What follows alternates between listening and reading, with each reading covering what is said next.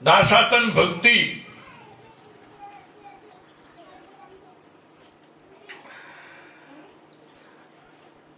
લંકા માથે વિજય મેળવીને ભગવાન જ્યારે આયા અયોધ્યામાં અને અયોધ્યાથી બધા મિત્રોને રજા આપી ત્યારે બધાને ઇનામ આપ્યા,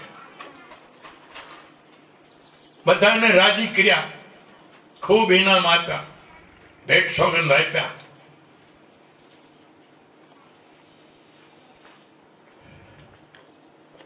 હનુમાનજી કે મારે તો સેવા જોઈએ પ્રભુ, એની કઈ જરૂર નથી. અને ભગવાને એને ખબર હતી કે આ કઈ લેશે નહીં, એટલે ભગવાને કઈ આગ્રહ ન કર્યો તું કઈક લે. અહીંયા ગુરુ સરળ બધો તો હંમેશ બોલતા હો, ગવિયાને બોલવાનો છે એની યાદ તો હોવું જોઈએ, પણ તમે સાંભળો છો ક્યાં? કોઈ સાંભળતા નથી. બે માંથી એક બની જાય છે. આ શબ્દો પ્રકૃતિ જાય ત્યારે એનો અર્થ એવો થાય છે, સો નામ બ્રહ્મ, હ નામ જીવત છે, અને હમ નામ એનો અર્થ એવો થાય છે કે તે બ્રહ્મ હું છું, એવો આનો અર્થ થાય છે. આ મંત્રનો, આ ચંપા જાપનો, આ નિરંજન નામનો, નિરંજન માળાનો. પછી તરવેણીએ જઈને શું થાય? પછી બે માંથી એક બની જાય, એક બની જાય પછી શું થાય? એક બનીને ગગને ગુંજારા. પછી પ્રકૃતિ ત્રિકોટીની ઉપરની જગ્યા જે મસ્તકની છે મૃધની, તેનું નામ છે ગગન અથવા શિરા આકાશ. ગગનને આકાશ પણ કહે છે. બહારનું આકાશ ને આ મસ્તકનું અવકાશ. ત્યાં બધાય જ્ઞાન તંતુઓ, ત્યાં બધી જ્ઞાન શક્તિઓ ત્યાં રહેલી છે. જેમ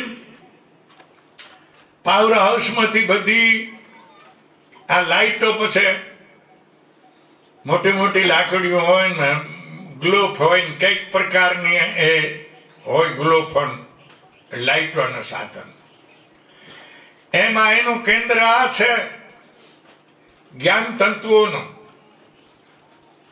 મસ્તિષ્ક ગગન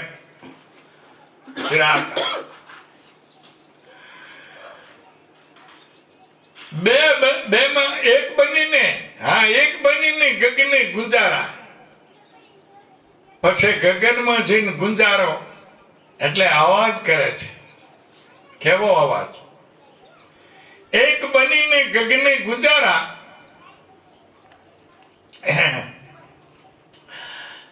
અનહદ નાદ ઉઠી જાય છે. બે માંથી એક જાય, એક થાય. સાધક જ્યારે એ ખરેખર એને સાંભળે સોહમને, એટલે પછી એમાંથી અનહદ, અનહદ એટલે પછી શબ્દે સમજાય એવી વાત નથી. એ તો અભ્યાસી એને અનુભવી શકે છે. જે કારણ કે હદમાં હોય વસ્તુ સમજાય છે, અનહદ સમજાતી નથી. લૌકિક વસ્તુ સમજાય છે, અલૌકિક વસ્તુ સમજાતી નથી. આ અલૌકિક નાદ છે અનહદ એટલે પછી એ તો સાધક એની મોજ માણે છે. અનહદ નાદ ઉઠી જાય છે. અનહદ નાદ એ જ આત્માની એક વાઇબ્રેશન ની પેઠે એ ધૂન, એ અનહદ નાદ એક વાઇબ્રેશન. બીજી રીતે જાડું પડે છે છતાં સમજાવવાની કોશિશ કરું. એક ધ્રુજારી, એક કંપાઈ, એને વાઇબ્રેશન એવો શબ્દ પણ વાપરે છે.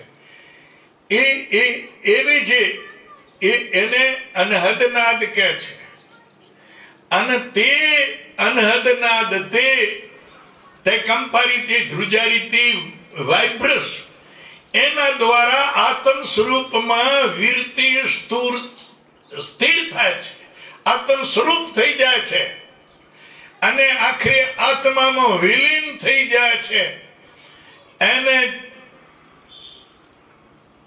પૂર્ણ સમાધિ, નિર્વિકલ્પ સમાધિ કહે છે. જ્યારે ધ્યાતા ધ્યાન ને ધ્યેય કાંઈ ન રહે, જેમ પાણીનો ટીપો છે એ સમુદ્રમાં દરિયામાં પડી જાય એટલે સમુદ્ર રૂપ થઈ જાય, પછી અલગતા કાંઈ ન રહે. એમ ધ્યાતા ધ્યાનને ધ્યેય એક રૂપ થઈ જાય ત્યારે એને નિર્વિકલ્પ સમાધિ કહે છે.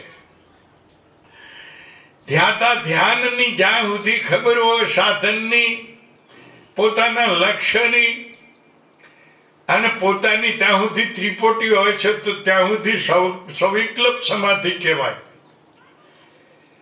જ્યારે ધ્યાતા ધ્યાનને ધ્યેય બધું લય પામી જાય, એક જ બ્રહ્મરૂપ થઈ જાય, એક જ આત્મરૂપ થઈ જાય, આત્મ બ્રહ્મ એક જ રૂપ ભાસે, કાંઈ પણ ખબર ન હોય, ત્યાંથી તો પ્રાબંધને લઈને વૃત્તિ પાછી આવે છે, પછી નકા પાછી એમ પોતાની ઈચ્છાથી નથી આવતી.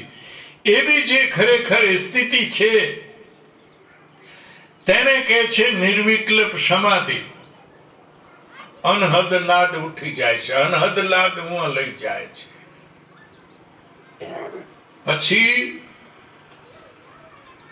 પછી શું છે? એ કે છે કે અમે આ બધું ઘણું મોટા અવાજે લોકોને કહીએ છીએ. ગગને બેરા માનવીઓને કાનમાં છે કચરા. અમે તો ઊંચા ચડી ડુંગરે ચડીને બધું કહીએ છીએ, મોટા હાથે કહીએ છીએ, પણ લોકો બેરા થઈ ગયા છે ને એના કાનમાં કચરા મેલ ભરાઈ ગયા છે. બેરા માનવીઓને કાનમાં છે કચરા, ઈ મેલ ભરાણા ઠસો ઠસના માળા છે મનમાં. આ માણસ બેરા થઈ ગયા છે શું કામ? એના કાનમાં કચરા ભરાઈ ગયા છે. મારાના, તારાના, કામના, ક્રોધના, દેવીઓ દેવતાઓ, આવા બધા ભોગના એના કચરા એ કાનમાં ભરાઈ ગયા છે કે સાંભળતા નથી. અમે તો ઘણા ઊંચા અવાજ કહીએ છીએ. બેરા માનવીઓને કાનમાં છે કચરા, મેલ ભરાણા ઠસો ઠસના હો માળા છે મનમાં. દાસ સંતોક કહે ઊંચા અવાજે. હું તો કે ભાઈ જોર કરીને અવાજ કરીને કહું છું, મોટા અવાજે. દાસ સંતોક કે ઊંચા અવાજે.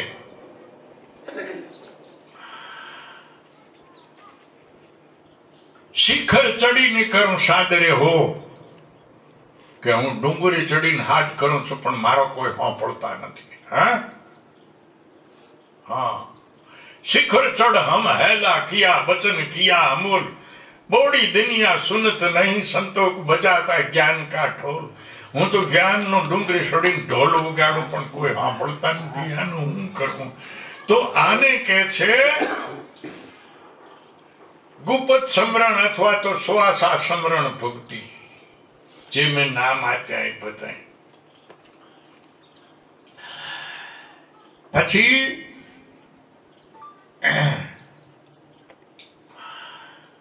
કીર્તન ભક્તિ.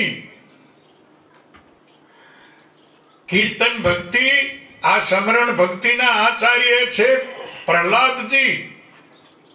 પ્રહલાદજીએ હરણાકશ એટલે મોહને અને વાસના એટલે હોરિકાને, એ બેન ભાઈને જે હરાયા પરાજિત કર્યા, તો એમની કને નામ સમરણ ભક્તિ હતી. અને નામ સમરણ ભક્તિ દ્વારા એ ખરેખર નામ સમરણ ભક્તિના આચાર્ય પ્રહલાદજી છે. કીર્તન ભક્તિ રાગની સમય પ્રમાણે ગાવી, પૈસા લેવા માટે નહીં, લોકોને રીઝાવવા માટે નહીં, પોતાની ચિત્તવૃત્તિનો લય કરવા માટે પરમાત્મામાં નાદમાં જે સમાધિ રૂપ વૃત્તિને કરી નાખવી, તેનું નામ છે કીર્તન ભક્તિ. કોઈ બીજો કોઈ ગાણો, કોઈ ભજન નો ગાય, કોઈ કીર્તન એક ઈશ્વરને રીઝવવા માટે, અને એ એવા ભાવથી ગાય કે જેની સાથે ચિત્તવૃત્તિનો લય થઈ જાય અને સમાધિ થઈ જાય, એ ભાવથી ગાવું. ભાવથી ગાવું એ કામ આવે છે સંગીતમાં. એના ઉદાહરણો કોઈ આ તાનસેને એક વખત ગાયો તો દીપક રાગ. સંગીતના શાસ્ત્રકારો એ વાત કરતા હોય છે. દીપક રાગ ગાયો ને પછી મલ્હાર ગાવા વાળો કોઈ નતો, મેઘ મલ્હાર. એને એ ભાવ એવો ને એવી પરિસ્થિતિ, એવી સમાધિ થઈ જાય છે, ચિત્તવૃત્તિ એવી થઈ જાય છે કે એને રૂવાડે રૂવાડે અગ્નિ દીવા પ્રગટી ગયા તાનસેનને. પછી જાતો તો ક્યાંક ગોતતા એવા ને આ તાનીન માની કે છે બકરાચાર થયું, બે છોડી દીકરીઓ હતી. એ ભાળી ગયું આની પરિસ્થિતિને. એને જોયું કે આને તો ખરેખર આ દીપક રાગ ગાયો છે ને આને કોઈ મલ્હાર સંભળાવવા વાળો નથી મળ્યો. અને એ લોકોને દયા આવીને પછી એને મલ્હાર ગાયો. ત્યારે આની આ અગ્નિ તાનસેનની શાંત થાય છે. પણ એ આ બધી આવી વાતો હોય છે. આ તાનસેન આવો હતો પણ છતાંય તાનસેન હરિદાસ બાપુની બહુ પ્રશંસા કરે કે હું તો તમારી કને વેચાયેલો છું. અકબરને કહે પણ સંગીત તો ગાય છે મારા ગુરુજી હરિદાસ બાપુ, હું શું ગાઈ શકું? હું તો છોકરા મારા સાંદુડિયા કરું, બાકી તમને રીઝાવું કે રજો ગુણી માણસો ને, બાકી સંગીત તો હરિદાસ બાપુ ગાય. ઈ કે હાલો હરિદાસ બાપુ ક્યાં છે? બાજતા કે આપણે સાંભળી હરિદાસ બાપુને સાંભળવા છે. ઈ કે એમ કામ નથી આવે એમ કાંઈ. તો કેમ? બાપુ કહે છે એ દેશો. એ કે એટલા ગામ દેશો, એક બે જિલ્લા આપી દેશો, એકાદું રજવાડું આપી દેશો. તો કે પણ તું દિલ્હી મૂકીને હાલી નીકળતો એને ગાવું હોય તો ગાય નું કઈ ન ગાય. તો પછી બાજતા કે છે પણ એવો કઈક તાનસેન તું ઉપાય કર તો બાપુ સંગીત ગાય. તો કે હું રહીએ તો થાય. બાપુ વૃંદાવનમાં રહેતા હતા, હું કાંઈક છેટે થોડો પડાવ નાખી અને હમીશ બાપુ કને બે હવા જાય. બાજતા અહીંયા કે આ કાંઈક ઉપાય એવો કરો. તાનસેન કે બાપુ સંગીત ગાય. તો એક દી બરાબર યાદ આવી ગયું તાનસેનને. તાનસેને સિતાર પડ્યો તો ઝૂંપડીમાં બાપુને સંતાર સડાવીને અવરા પહેરવા મારવા મીંડ્યો. જાણી જાણી ઝપટ મારીને પડાવી લીધો હરિદાસ બાપુ. મેં ऐसा तो नहीं सिखाया, ऐसा कहाँ सिखाया, ऐसा क्यों बचाता है? અને પછી લીધો પોતે હાથ. તો બાપા સંગીત વાળા તો એમ કહેતા હોય કે આ ઝાડ ખરવા માંડે, ઝાડખાં સ્થિર થઈ જાય, પક્ષી શાંત થઈ જાય, ગંગાજીનું પાણી શાંત થઈ જાય, સમાજમાં સાંભળનારાઓને સમાધિ થઈ જાય, જગત ભૂલાઈ જાય. આવું સંગીતકારો બધા કહેતા હોય છે. આપણને તો સંગીતકાર આવડતું નથી, પણ આ સાંભળી વાત હું તમને કહું છું કે આવી સંગીતમાં શક્તિ હોય છે. તો આ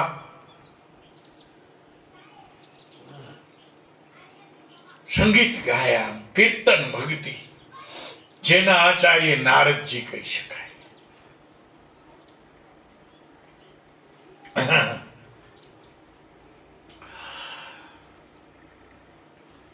પદ સેવા ભક્તિ, ચરણ સેવા ગુરુની કરવી. તમે તો શરમાઈ જાઓ, કરવી નહીં. એવી તો ભક્તિઓ હોતી હોય છે. ચરણ સેવા ભક્તિ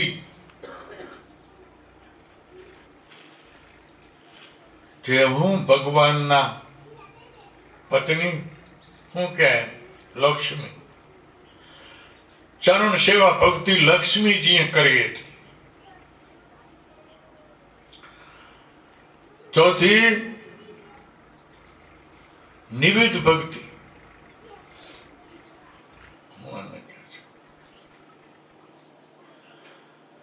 કંદમૂળ નિવેદ ભગવાનને જેમ લોકો ધરે છે મંદિર વાળા, તેમ ગુરુને ધરવા. અથવા તો ગુરુ દૂર હોય તો માનસિક રીતે આ એકાગ્ર ચિત્તે આ નિવિધ ધર્મ પરમાત્માને કોઈ પણ આશા રાખ્યા વગર એ ધરવા, એને આર્ચન ભક્તિ કહે છે. આર્ચન ભક્તિના પ્રથુ આદુ દેવો આચાર્ય છે, એમણે કરી હતી આર્ચન ભક્તિ. દાસાતન ભક્તિ